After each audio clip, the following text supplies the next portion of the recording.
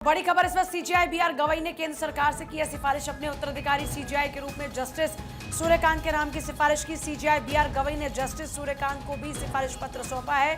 CJI BR Gavai 23 नवंबर 2025 को सेवानिवृत्त होंगे। तो सीजेआई बीआर गवई ने केंद्र सरकार से सिफारिश की है 23 नवंबर 2025 को वो सेवानिवृत्त होंगे। और इससे पहले सीजेआई बीआर गवई ने केंद्र सरकार से सिफारिश की है अपने उत्तराधिकारी सीजेआई के रूप में जस्टिस सूर्यकांत का नाम उन्होंने लिया है। और हिसार जिले में एक मध्यम वर्गीय परिवार से आते हैं जस्टिस सूर्यकांत। 23 नवंबर को दरअसल सीजेआई बीआर गवई सेवानिवृत्त हो रहे हैं। इस बीच जस्टिस सूर्यकांत के पास पीठ में 2 दशक का अनुभव है। उनका नाम सजेस्ट किया गया। अनुच्छेद 370 को निरस्त करने के फैसले में भी जस्टिस सूर्यकांत शामिल रहे।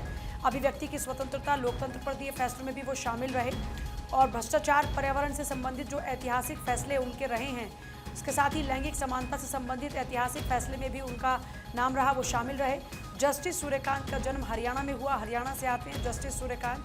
हिसार जिले में एक मध्यम वर्गीय परिवार से, एक मिडिल क्लास फैमिली से वो आते हैं। 24 मई 2019 को शीर्ष अदालत में वो जज बने। और जस्टिस सूर्यकांत के पास पीठ में 2 दशक का अनुभव भी है। अपने उत्तराधिकारी के रूप में जस्टिस सूर्यकांत के नाम की सिफारिश की गई है सीजेआई बीआर गवई द्वारा। जस्टिस सूर्यकांत का नाम उन्होंने केंद्र सरकार को रिकमेंड किया है, उनके नाम की सिफारिश की है अपने उत्तराधिकारी के रूप में। सीजेआई बीआर गवई का जो कार्यकाल है वो खत्म हो रहा है, वो सेवानिवृत्त हो रहे हैं। अपने उत्तराधिकारी सीजेआई के रूप में उन्होंने रिकमेंड किया है जस्टिस सूर्यकांत का नाम।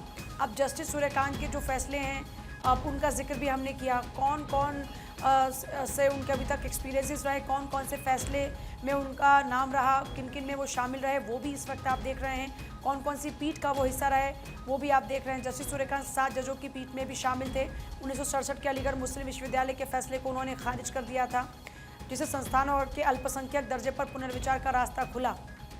पेगासस स्पाईवेयर मामले की सुनवाई करने वाली पीठ का भी वो हिस्सा रहे।